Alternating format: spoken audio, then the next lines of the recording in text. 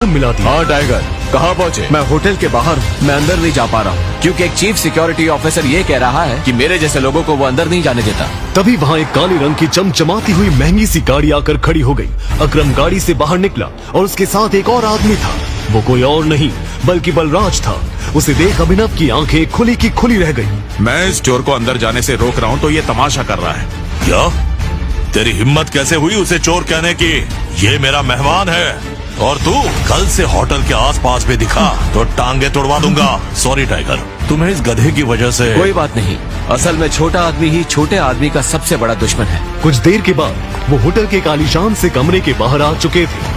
अंदर जाते ही एक चीफ सिक्योरिटी ऑफिसर उनके पास आया और बोला, can I get you something? आज हमारे यहाँ बहुत खास मेहमान आए हैं, इसलिए जो सबसे महंगी है वो ले आओ। Understood sir. यहाँ तुम्हें तुम्हारी पहचान छुपाने की जरूरत नहीं है। ये रूम सबसे प्राइवेट और सबसे सेफ है। वो एक आलीशान कमरा था। मैंने तुम्हें एक बहुत जरूरी खबर देने के लिए यहाँ बुलाया है। हमें संजय का बेटा टाइगर मिल गया है। बलराज ने अभिनव को देखा और बोला, तो टाइगर यही है? सॉरी अकरम, लेकिन मुझे थोड़ी हंसी आ रही है। हमारा टाइगर गूंगा है क्या? मैं टाइगर हूँ या नहीं तो अपना तरीका बताओ, मैं भी साबित कर देता हूँ। तो चलो लड़ाई करते हैं। अगर तुम हारे तो भूल जाना कि तुम टाइगर हो। अकरम ने अभिनव को देख ना में सिर हिला दिया। कब करनी है लड़ाई? नहीं टाइगर, होल्ड होल्ड।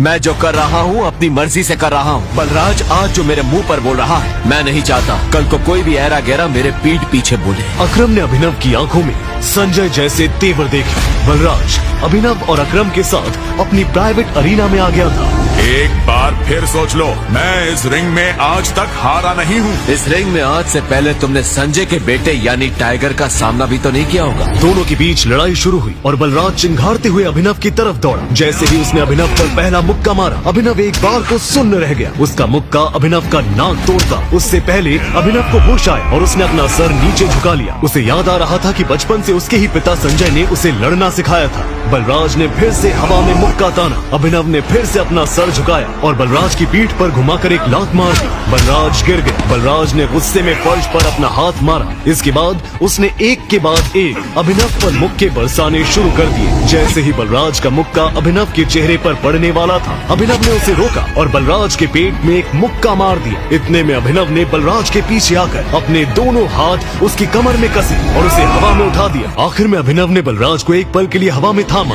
और फिर उल्टा पटक दिया। ये कहाँ से सीखा?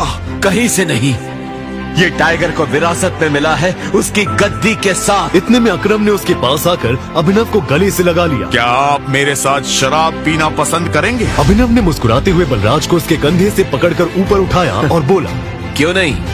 ठीक इस